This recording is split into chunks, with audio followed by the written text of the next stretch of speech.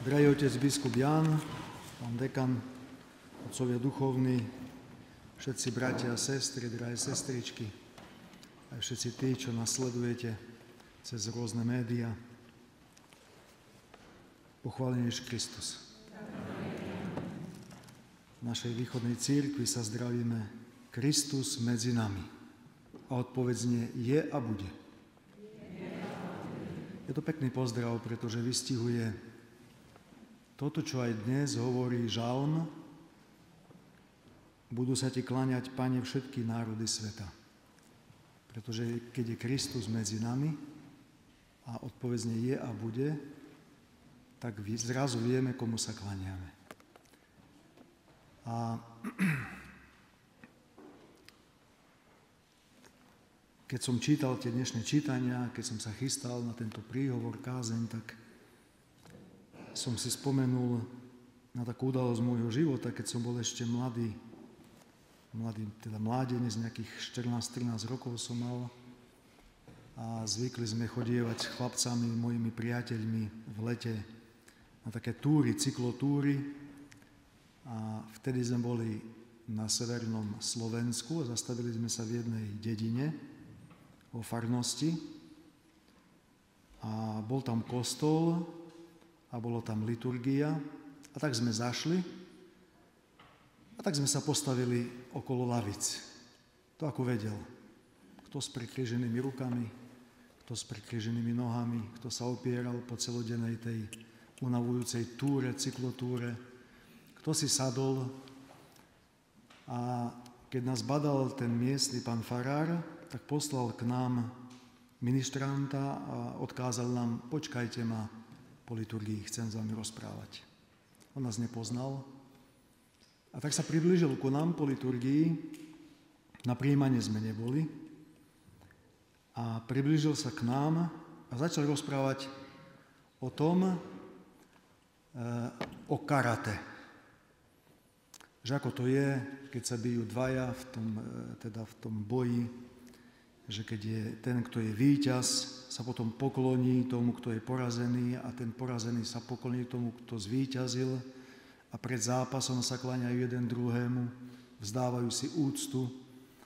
A ako je to s kultúrou v Japonsku a neviem, tam v Číne a v Kórei, ako sa jeden druhému kláňajú. A keď túto úctu jeden druhému teda nedá v tom boji, tak môže sa stať, že ten šogun, či ako ich tam volajú, že môže stať hlavu tomu druhému tým mečom. A my sme nechápali, prečo nám to rozpráva. A potom hovorí: a vy ste zašli do chrámu, ani ste sa nepoklonili. Stojíte ako v stodole. Zašli ste do chrámu. A tak sme boli vo veľkej hanbe vtedy. A to si pamätám dodnes, pretože to bol taký veľmi silný moment. Ten kňaz asi mal nejakú skúsenosť práve s týmito bojovými umeniami. A dnes teda som si na to spomenul, keď som čítal tieto čítania dnešnej liturgie, kde sa hovorí o tom, že budú sa ti kláňať, Pane, všetky národy sveta. A mám hovoriť o úcte k Eucharistii ako takej, ktorá zjednocuje. Tak som si pozrel ten žalm, je to 72. žalm, ten responsorium, a zaujalo ma to slovo kláňať sa. Čo to znamená kláňať sa Bohu? Budú sa ti, lebo žalm hovorí, budú sa ti kláňať, Pane, všetky národy sveta. A tam ešte dodatok: a oslavovať bude celá zem. A je to žalm originálne napísaný v hebrejskom jazyku a tam to slovo kláňať sa zvučí ako šachach. Nám to nič nerozpráva po slovensky. Šachach. A som si našiel význam tohoto slova a tam je niekoľko takých vrstiev toho významu. Čo to znamená kláňať sa, teda v tom ešte dobiblickom význame toho slova hebrejského alebo tých východných kultúr, kde sa narodil Kristus, v ktorých boli napísané aj žalmy, teda Dávid. Čo mal na mysli, keď napísal prorok Dávid toto slovo, že budú sa ti kláňať, Pane, celá zem, kláňať sa ti. Čo to znamená? A to slovo šachách alebo už teda v grécky preklad proskineo, znamená veľmi jednoduchú vec. Znamená skloniť sa až do zeme, alebo doslova ľahnúci ako mŕtvola, doslova ľahnúci, na znak toho, že ten, pred kým si ľahám, alebo pred kým sa skláňam, že má nado mnou zvrchovanú moc a vládu.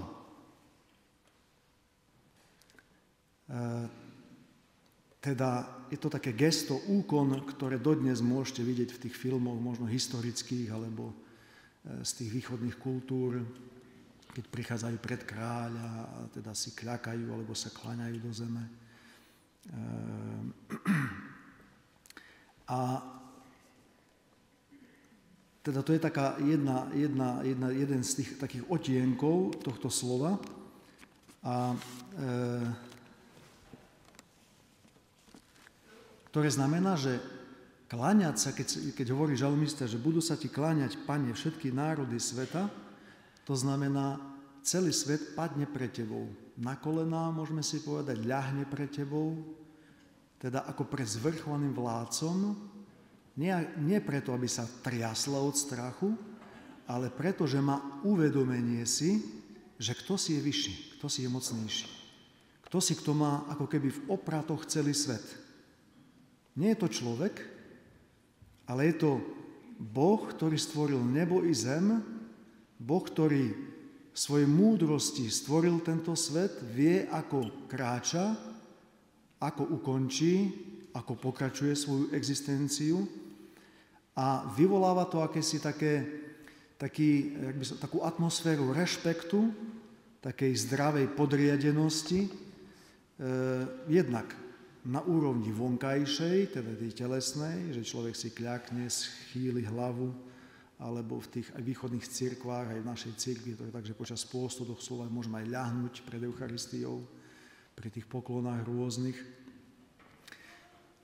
A toto vonkajšie gesto pramení z vnútorného toho postoja práve tej úcty a pokory, podriadenosti pred Bohom, ktorý je vyšší.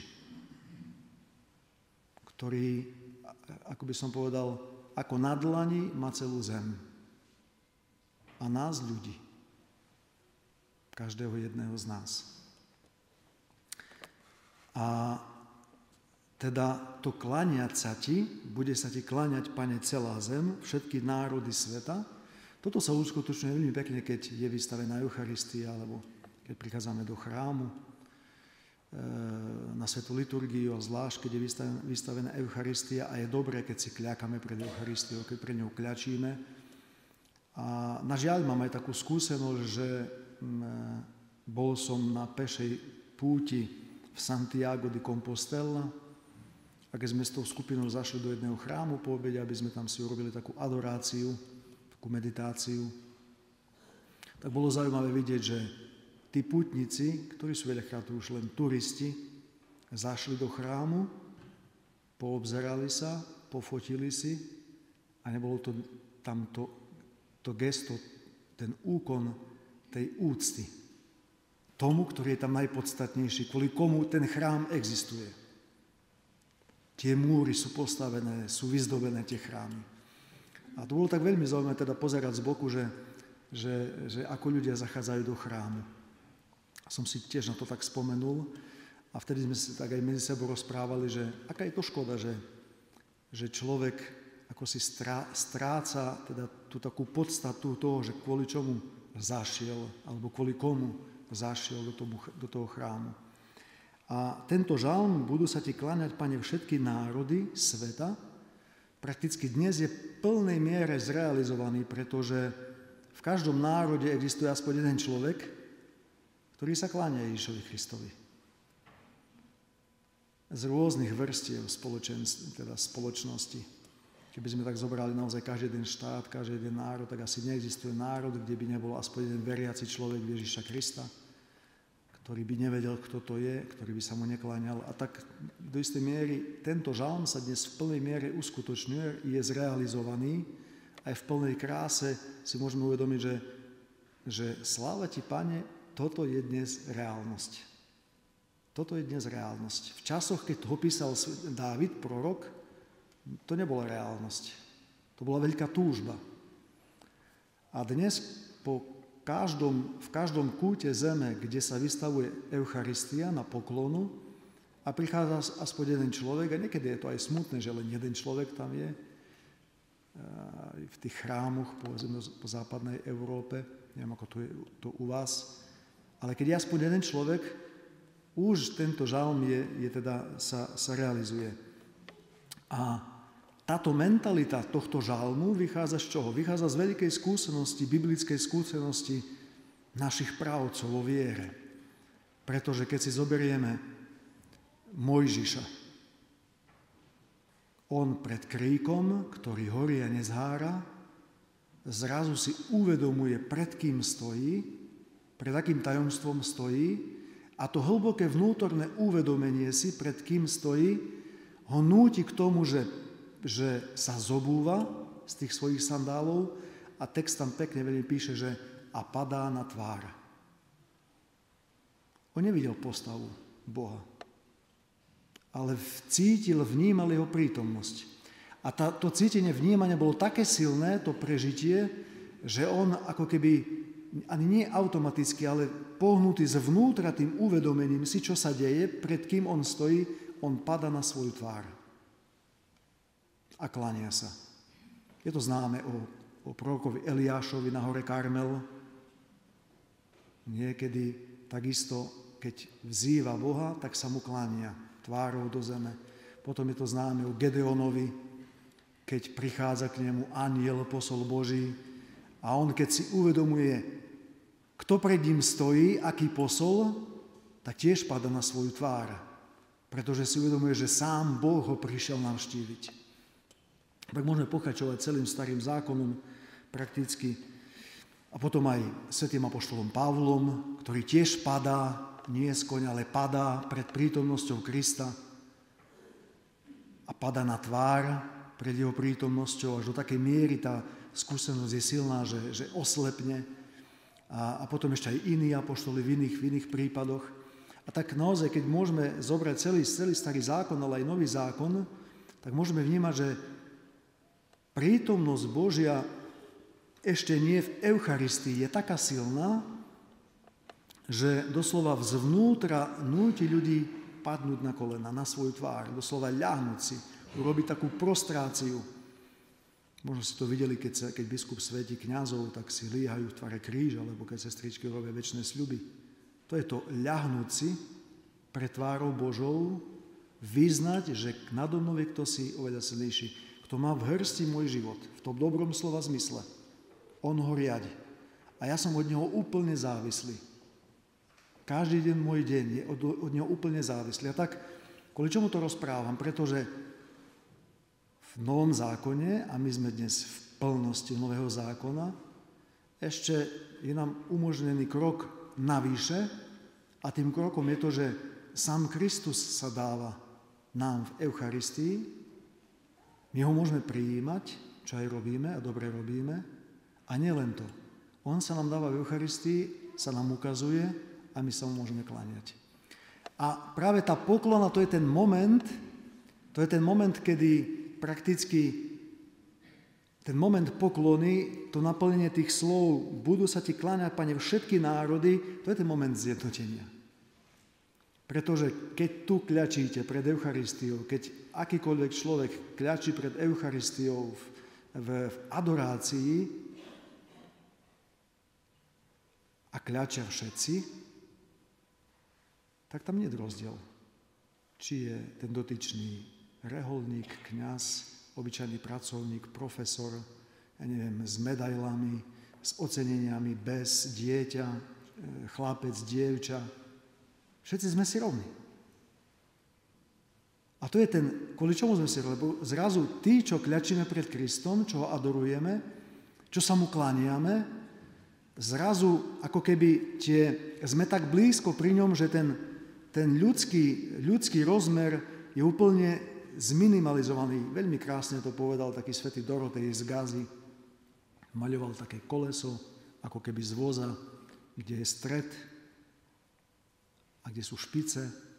a potom je tá kružnica, to samotné koleso. A on veľmi pekne hovorí, že je to obraz vzťahu človeka s Bohom. V strede toho kolesa to je Boh. A na tej kružnici dookola to je množstvo ľudí. 100 000, milióny ľudí. A tie špice to je cesta každého jedného toho človeka smerom k Bohu. A čím je človek bližšie k Bohu, keď ideme po tých špiciach smerom k strede, k centru, tak tým je bližšie k človeku. Ale v Bohu sme všetci jedno. A čím človek sa oddeluje ďalej od Boha, tým sa oddeluje aj od ľudí, od človeka. A preto je to akási taká spätná kontrola alebo skúška správnosti, nakoľko som pri Bohu, alebo natoľko som pri Bohu, nakoľko som pri ľuďoch. Nakoľko som vzdialený od človeka, natoľko som vzdialený aj od Boha.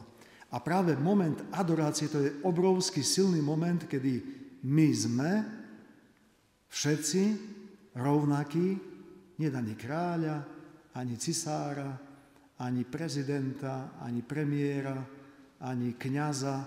Všetci sme si rovní. Budeme tu kľačať po omši a všetci sme rovní pred Kristom. Nie je rozdielu. Tak ako na cintoríne. Všetci sú rovní. To si má krajší kríž, to si menej, ale prakticky sme si všetci rovní. Rovnako teda ľahneme do zeme. Aj to je istý moment takej poklony. Bude sa ti kláňať celá zem, všetky národy sveta a ľahnú pred tebou.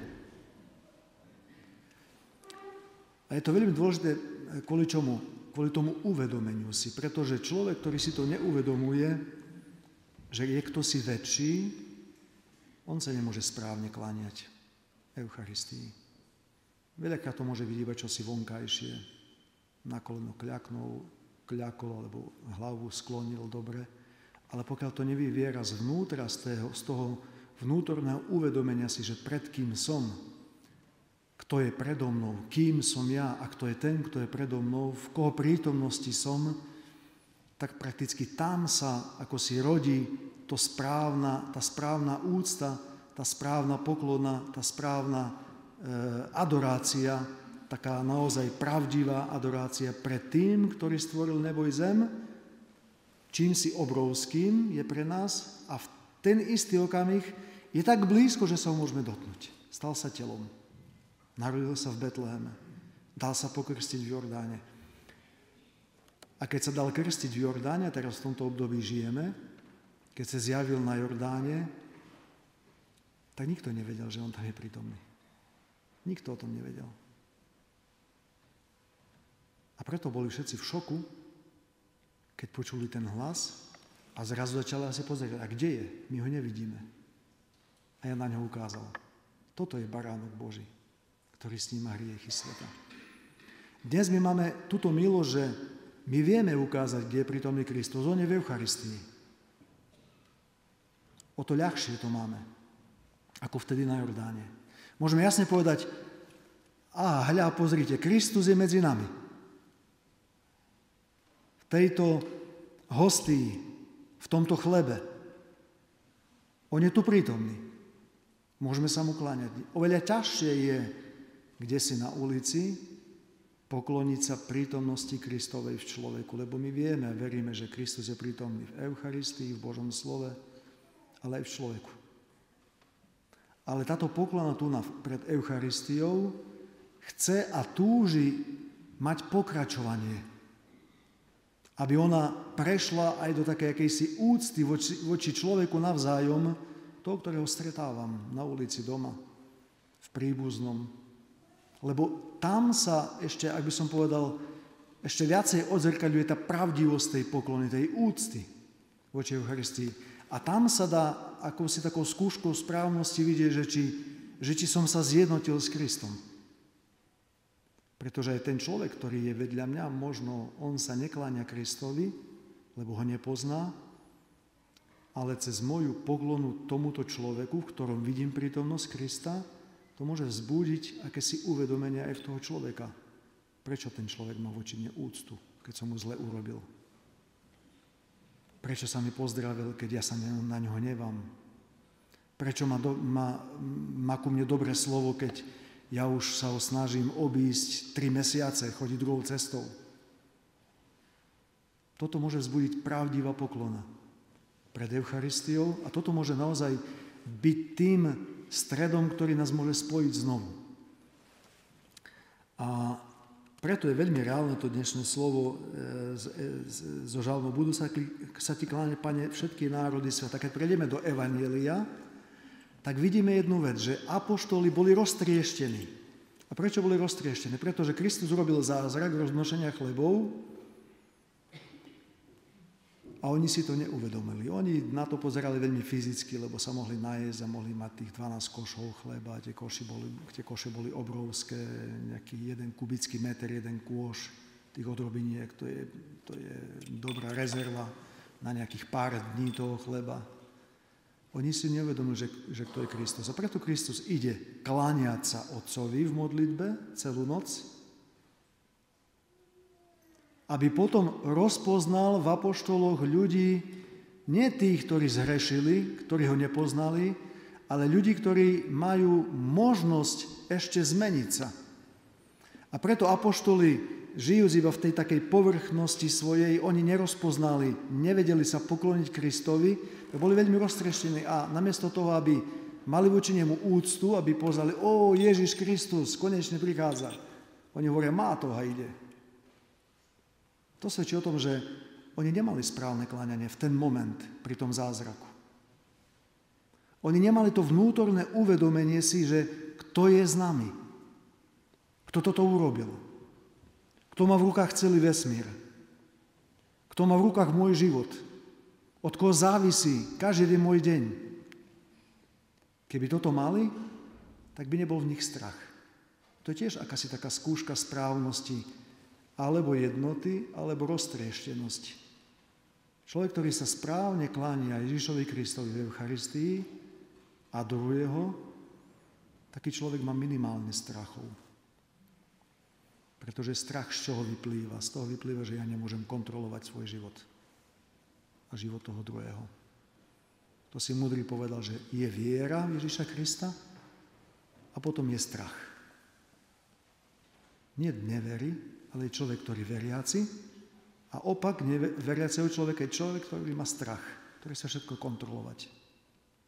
A apoštoli nemohli skontrolovať, kto sa k ním približuje. Nevedeli to ochopiť svojimi schopnosťami. A prakticky, takže aj tu v tomto evanjeliu máme jasný znak toho, že čo im chýbalo, aby sa mohli teda spolu ako si tak byť takí homogénni, aby mohli sa nebáť, aby sa mohli teda mať nádej, dôveru Ježiša Krista. Čo potom sa zvyčajne neskôr napravilo a teda ako si zmenilo počas toho procesu chodenia s Ježišom Kristom.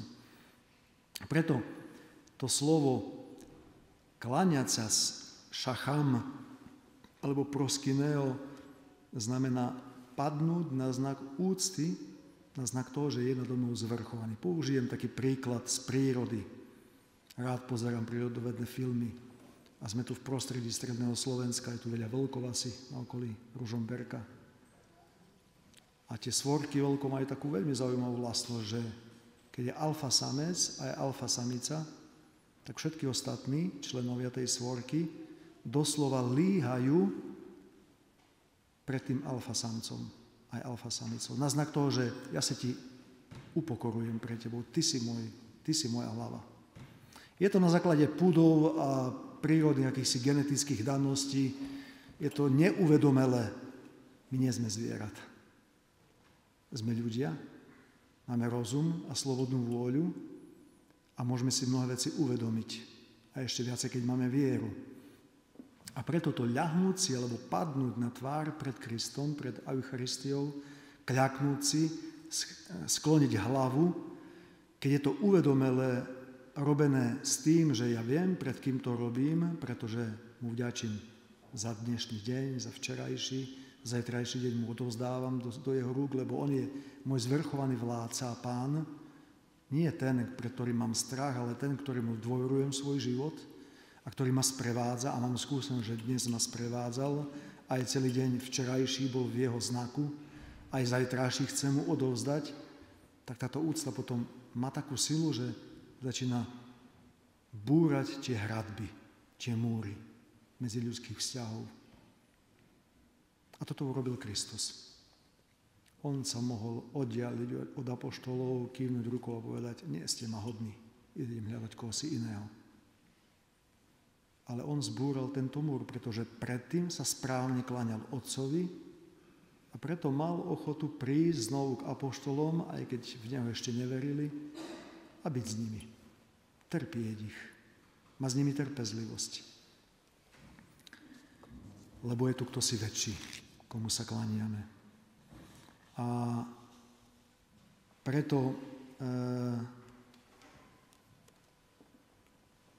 naozaj dnes, keď hovorím o Eucharistii, o kláňaní sa ako o momente, ktorý spája, zjednocuje, je veľmi dôležité si uvedomiť, že kde je ten Kristus? On je uprostred nás, medzi nami. On, aj keď vidíme z tohto chrámu, on ďalej prebýva medzi nami. Aj keď Eucharistiu schováme do bohostánku, on pokračuje byť medzi nami. A len otázne, že či sa mu chceme pokloniť, alebo nie, že či sme na to ochotní, že či máme to uvedomenie si, ktoré isté je to dar Boží, to uvedomenie si, že či ja som ochotný vyznať jeho prítomnosť v mojom živote, teda aj v prítomnosť v inom človeku, v tých okolnostiach, zastaviť sa a povedať, Pane Ježišu, Ty si uprostred nás. Pomôž mi vidieť ťa. Pomôž mi odhaliť záclonu z mojich očí, aby som ťa videl prítomného. Dnes som sa Ti kláňal v Eucharistii, teraz mám pred sebou človeka, pomôž mi odhaliť Tvoju prítomnosť v tomto človeku. V tejto obyčajnej, povedzme tak,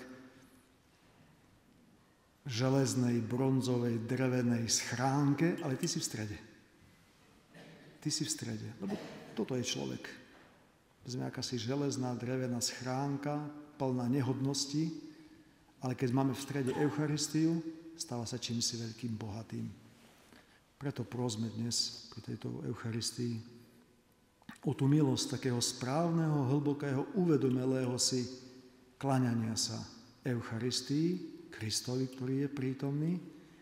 A potom sa môže stať toto, čo sa stáva aj vo východnej liturgii. Vo východnej liturgii každý deň máme požehnanie Eucharistiou na konci liturgii, kedy po prijímaní kňaz hovorí spás Bože z Eucharistiou žehna a hovorí spás Bože svoj ľud a požehnaj svoje dedičstvo.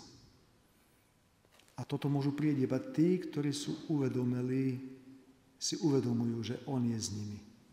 Preto naozaj dnes prosme, aby Boh nám dal túto milosť vidieť jeho prítomnosť, správne sa mu kláňať, pretože toto otvára dvere na nové a nové požehnania. Nech Pán, ktorý uprostred nás vedie v tej správnej úcte a poklone voči nemu. Kristus medzi nami.